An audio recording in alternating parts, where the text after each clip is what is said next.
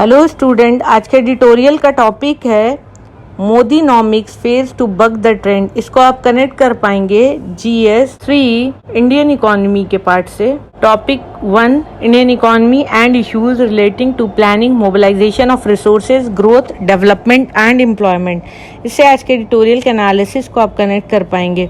Basically आज का editorial revolve करेगा अराउंड इंडिया की जो इकोनॉमिक ग्रोथ है वो मिस्टर मोदी के टाइम पर कितनी हुई और इसके पहले क्या थी, कोविड-19 के टाइम पे क्या थी और इसमें चेंजेस क्या आए हैं, क्या रियली पॉजिटिव ग्रोथ रेट हुई भी है या सिर्फ ऐसा दिखाया जा रहा है या सिर्फ ये एक प्राइमा फेसी है। तो इसके ही अराउंड आज का एडिटोरियल रिवॉल्व करेगा। इंडिया का काफ़ी फोकस है ग्रोथ परफॉर्मेंस पर। पहला अगर देखें, अभी दिल्ली मीटिंग हुई थी G20 की। गवर्नमेंट ने अनाउंस किया कि India world fastest growing major economy है और इस बात को चैलेंज किया इंडिपेंडेंट इकोनॉमिस्ट ने। उनका ग्राउंड था कि गवर्नमेंट जो है वो रिलाई कर रहा है इनकम मेथड पर GDP को एस्टिमेट करने में। अगर वो एक्सपेंडिचर मेथड पर कैलकुलेट करेंगे GDP तो ग्रोथ रेट जो है वो कम आएगी, ऐसा इकोनॉमिस्ट का मानना है, जिन्होंने चैलेंज किया। फिनेंस मिनिस्ट्री ने इसके रिस्पांस में कहा इंडिया में लगातार अभी GDP एस्टिमेट किया जा रहा है इनकम मेथड पर ही थ्रू आउट। और फिनेंस मिनिस्ट्री ने इसके रिस्पांस में कहा कि गवर्नमेंट ऑफ इंडिया लगातार GDP एस्टिमेट कर रही है इनकम मेथड पर ही, और ये बात सही भी है। लेकिन अगर हम देखें कि ओवरऑल इकोनॉमिक परफॉर्मेंस जो है सिंगल क्वार्टर में, मतलब कि अगर 1/4 सिर्फ हम देखें पूरे 12 महीने को सिर्फ 4 मंथ के बेसिस पे जज करें तो गलत होगा। अगर फर्स्ट क्वार्टर की बात करें करंट फाइनेंशियल ईयर की और उसके बेसिस पे हम पूरे साल की बता दें, अगले साल की बता दें, तो ये एक गलत बेस होगा और आगे का फोरकास्ट करना भी गलत होगा। अरविंद सुब्रमण्यम और जोश फेलमैन इन्होंने इन्वेस्टिगेट किया कि इंडिया की जो ग्रोथ रेट है एक्सेलरेट हुई है या डिसलरेट हुई है कोविड-19 के बाद 2020 एंड 21 में, और उन्होंने कंक्लूड किया सितंबर 14 में कि एक स्ट्रॉन्ग रिकवरी के बाद एक सिग्निफिकेंट रिसीड हुआ है ओवर द लास्ट 3 क्वार्टर्स, मतलब 3 quarters means 9 month. Former chief economic adviser and coauthor उन्होंने भी कहा कि ये बात सही है। गवर्नमेंट या जो लोग जो इकोनॉमिस्ट चैलेंज कर रहे हैं इस नैरेटिव को, उनका फोकस सिर्फ एक बहुत शॉर्ट फेज ऑफ ग्रोथ पर है। और इससे क्या हो सकता है कि हम मिस्टेकिंगली ऐसी साइकिल ले सकते हैं जहाँ पर टेम्परेरी फ्लक्चुएशन हो और उसको हम ट्रेंड मानकर एक लॉन्ग टर्म फोरकास्ट करें, तो वो गलत होगा। अगर स्टैटिस्टिकल कंसिडरेशन को हम साइड कर दें तो हमारे पास एक अच्छा रीज़न है कि एक स्लाइस को देखें जो लंबे टाइम पर एक कुछ क्वार्टर की स्टडीज़ पे अगर हम बेसिस दे दें अपनी इकोनॉमिक ग्रोथ का, तो वो सही नहीं होगा। लेकिन अगर हम पीछे से इस बात को समझना चाहें तो बेटर पिक्चर समझ में आएगी कि हमारी इकोनॉमिक ग्रोथ एक्चुअल में हुई है या नहीं हुई है। अभी हम जनरल इलेक्शन 2024 के पास जा रहे हैं। एक मेजर इशू क्या है इलेक्शन का, जो इम्पैक्ट करता है इनक्यूम्बेंट, मतलब जो अभी पार्टी है वो किस तरीके से इकोनॉमी को मैनेज की है। इकोनॉमिक परफॉर्मेंस का सिर्फ ये एक एस्पेक्ट है कि हम ग्रोथ ऑफ GDP देखें, और अभी गवर्नमेंट का मेन फोकस ऑफ अटेंशन यही है। और शिफ्ट इन फोकस अभी मिस्टर मोदी की गवर्नमेंट का ग्रोथ ऑफ GDP है, क्योंकि इससे ही लोगों को लगता है कि हाँ हम ग्रोथ कर रहे हैं या हम नहीं ग्रोथ कर रहे हैं। तो इस वजह से यहाँ पे पूरा फोकस आ गया है। अगर यहाँ पे फोकस है तो ये पब्लिकली ओपन होना चाहिए इवेल्युएशन के लिए, ताकि हम एक परफॉर्मेंस बेस्ड इंडिकेटर पे देख पाएं कि हम एक्चुअल ग्रो कर रहे हैं या नहीं कर रहे हैं। और इस बात को अगर सही से समझना है कि इन 1950 से लेके आज तक और प्रेजेंट गवर्नमेंट का क्या इम्पैक्ट है हमारी इकोनॉमी पे, किस तरीके से इन्होंने अपने पॉलिसी से इकोनॉमी को इम्पैक्ट किया है, तो हम पीछे से समझते हैं। अगर हम पीछे से देखें कि रेट ऑफ ग्रोथ क्या रहा, जिसे ट्रेंड कहते हैं, तो GDP ग्रोथ अगर देखें 1950 से अभी तक ज़्यादा अच्छी अंडरस्टैंडिंग हो पाएगी इकोनॉमिक ग्रोथ की, और फिर हम बेहतर ये समझ पाएंगे कि इनकी गवर्नमेंट ने, अभी प्रेजेंट गवर्नमेंट जो है, इन्होंने क्या काम किया इकोनॉमी को ग्रो करने में। और अगर हम पीछे से समझे तो रिसेंट ग्रोथ का रिलेशन अगर हम देखें तो हम देखेंगे कि पीछे पास्ट में हमने क्या क्या अचीव किया था। अगर हम स्टैटिस्टिकल प्रोसीजर को देखें तो क्या क्या चेंजेस आए थे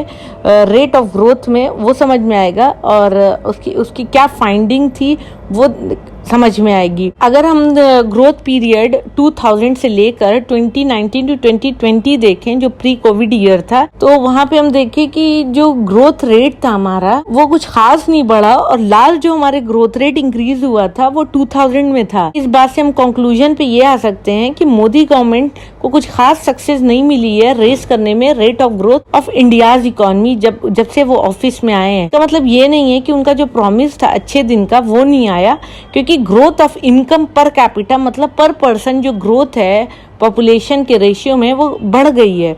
तो अच्छे दिन तो आए होंगे, कुछ लोगों के अच्छे दिन बिल्कुल आए होंगे। गवर्नमेंट लेकिन इसको फर्दर इस पेस को बढ़ाने में सक्सेसफुल नहीं रही, और जबकि इस गवर्नमेंट को भी ऑलमोस्ट डेकेड हो गया है। लेकिन ये फाइंडिंग ज्यादा सरप्राइजिंग नहीं है। 6 इयर्स अगर हम लें कोविड-19 पेंडेमिक तक का, मतलब जब कोरोना नहीं आया था, ग्रोथ रेट स्लो था सिक्वेंशली। अगर हम ले 333 में, अगर हम डिमोनेटाइजेशन की बात करें 2016 में, तो उस टाइम पे भी ग्रोथ रेट स्लो था। तो उसका रीजन हम दे सकते हैं कि क्योंकि उस वक्त पे डिमोनेटाइजेशन था, तो कोई भी उस वक्त पे एक्सोजेनस, मतलब बाहरी कोई शॉक नहीं था जिसकी वजह से इकोनॉमी स्ट्रक हो जाए। इन सारी चीजों से हम कंक्लूड ये कर सकते हैं कि डिमोनेटाइजेशन कॉज था उस वक्त के स्लो डाउन का। 2019 और 2020 कोविड-19 एपिडेमिक जब फैला हुआ था, इस रीजन की वजह से इस वक्त की स्टडी को टर्मिनेट कर रहे हैं, क्योंकि ये एक्सटर्नल शॉक था इकोनॉमी को जो मिला, और इसके पीछे इसका कॉज जो था वो नेचुरल था। इस वजह से एनालिसिस में जीडीपी के इसे एक्सक्लूड करते हैं, और उसका इम्पैक्ट जो जीडीपी पे हुआ था वो गवर्नमेंट के कंट्रोल में नहीं था। लेकिन अगर हम रिकवरी की बात करें जिसकी क्रेडिट गवर्नमेंट लेती है, तो वो क्या थी, इसे तो हम एसेस कर सकते हैं, इनके क्लेम को एसेस कर सकते हैं।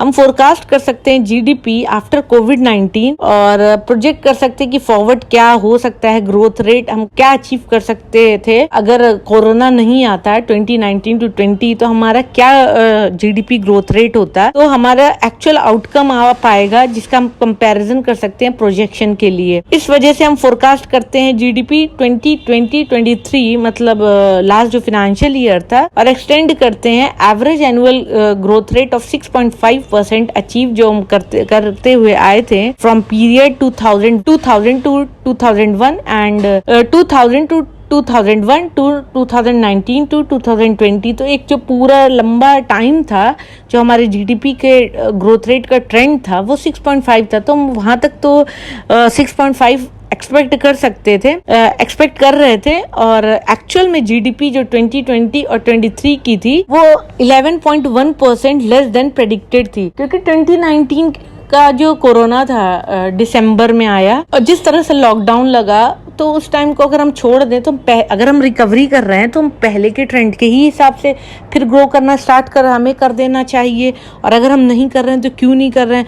हमारी जो रिकवरी थी पेंडेमिक के बाद वो वी शेप थी, लास्ट ईयर तक ऐसा ही था, जहाँ पर जीडीपी बिलो ट्रेंड थी, और ऐसा कहा गया, ऐसे इकोनॉमिस्ट ने कहा है। तो वी शेप ग्रोथ का मतलब होता है कि पहले तो हम डाउन गए। क्यों डाउन गए? क्योंकि लॉकडाउन लगा हुआ था, इकोनॉमी पूरी तरीके से बंद थी, लेकिन फिर हम ग्रो करना स्टार्ट किए। पहले तो हम नेगेटिव गए और फिर पॉजिटिव गए, इस वजह से वी शेप रिकवरी थी। फाइनली हम कह सकते हैं कि अगर हम जीडीपी ग्रोथ पे फोकस करें, पेंडेमिक की वजह से हो सकता है अभी हमको ऐसा लग रहा हो कि इंडियन इकोनॉमी रिलेटिवली अच्छा परफॉर्म कर रही है compare to other major economy जो बड़ी बड़ी कंट्रीज हैं, लेकिन हम वहाँ पे एक मिस कर रहे हैं crucial aspect of economic management, जो आज के प्रेजेंट गवर्नमेंट अपने ऑफिस में बैठ कर रही है, क्योंकि मैनेजमेंट का काम तो एग्जीक्यूटिव का है, लेजिस्लेचर का है, तो वो किस तरीके से मैनेज कर इकोनॉमी को, वो देखने की बात है। हमारी इकोनॉमी किस तरीके से परफॉर्म की during Covid year of 2020 and 21। उस वक्त पर most of the BRICS countries like Brazil, Russia, India, China and South Africa and United States जो ग्रो कर रहे थे वो इंडिया से कम कर रहे थे। ऑलरेडी ये सारी कंट्रीज अडॉप्ट की स्ट्रॉन्गर मैक्रो इकोनॉमिक स्टिमुलस। उन्होंने मतलब स्टिमुलस का मतलब गवर्नमेंट ने अपने साइड से इनपुट डाला ताकि उनकी इकोनॉमी ग्रो करे। और हमारी कंट्री ने जो स्टिमुलस अडॉप्ट किया, गवर्नमेंट ऑफ इंडिया ने जो अडॉप्ट किया, वो काफी कम था, सरप्राइजिंगली कम था। हमारा जो जीडीपी का कॉन्ट्रैक्शन हुआ पेंडेमिक के टाइम में, वो इस वजह से था क्योंकि वहां पर एक वो वाली अहम वाली बात आ गई थी कि आप जो भी कहेंगे आप गलत हैं, हम जो भी कह रहे हैं वो सही कह रहे हैं। इसे कहते हैं डॉगमेटिक रिफ्यूजल। इकोनॉमी को स्टिमुलेट करने के लिए जहां पे जरूरत थी वहां पे उन्होंने उन सारी चीजों को अडॉप्ट नहीं किया, और इसकी वजह से जो हमारी कॉरस्पॉन्डिंग रिकवरी हुई 2021 और 22 में, इनफैक्ट अगर हम देखें कि बहुत ज्यादा हम ग्रो कर भी रहे थे अगर उस साल, तो रीजन क्या था? रीस्टार्ट हुए थे production after a gap of few months, जहां पर स्ट्रिंजेंट लॉकडाउन लगा हुआ था। तो इंडिपेंडेंट इकोनॉमी का रिस्पांस कुछ इस तरीके से था कि लोग जैसे ही खुला ज्यादा परचेज कर रहे थे, अपना मैन्युफैक्चरिंग ज्यादा कर रहे थे, जो सप्लाई डिमांड का गैप था उसको फुलफिल करने की कोशिश कर रहे थे। इस वजह से इकोनॉमी ग्रो हो रही थी। लेकिन क्रेडिट किया गया कि स्मार्ट पॉलिसी थी उनकी, इस तरीके से ये पब्लिकली दिखाए। अभी जिस तरीके से छोड़ दिया गया है इकोनॉमी को कि वो अपने हिसाब से शिफ्ट करे, प्रेजेंट जो टेन्योर है मोदीनॉमिक्स का, मतलब मोदी गवर्नमेंट की इकोनॉमी का, और वो छोड़ दिए इकोनॉमिक के जो इश्यूज हैं उनको एड्रेस करने के लिए फ्रंट फुट पर। और इन्हें एहसास शायद हो गया, इस बात को समझ गए हैं कि कुछ खासा फायदा होने वाला नहीं है अगर वो स्टिमुलेट करते हैं प्राइवेट इन्वेस्टमेंट को। शायद इसी वजह से गवर्नमेंट पिछले 2 बजट से हाइक कर दिए हैं कैपिटल स्पेंडिंग, और ये हिस्टोरिकली हाई रेट्स हो गए हैं। तो इनका आइडियल जो है मिनिमम गवर्नमेंट का, ये ऐसा समझ में आता है कि ये इलेक्शन सीजन है इस वजह से, और ये सारी बातें इस वजह से हाईलाइट की जा रही हैं। तो मोदीनॉमिक्स क्या है, कितना इसको सक्सेस मिल रही है नहीं मिल रही है, बेटर क्लियरेंस आपको, इसका बेटर पिक्चर आपको समझ में आएगी अगर आप बजट को देखें, इकोनॉमिक सर्वे को देखें और डे टू डे लाइफ की इकोनॉमी को समझने की कोशिश करें, तो आपको ये क्लियर पिक्चर समझ में आ जाएगी कि एक्चुअल में ग्रोथ क्या हो रही है। और हम और हम 1950 से आज तक हमारा जो ग्रोथ ट्रेंड रहा है वो क्या रहा है और अभी कैसा चल रहा है, कोरोना के टाइम पे कैसा था, वो आप खुद बेहतर समझ पाएंगे। ठीक, ये था आज का editorial analysis. Thank you for watching my video. Please share, like and subscribe.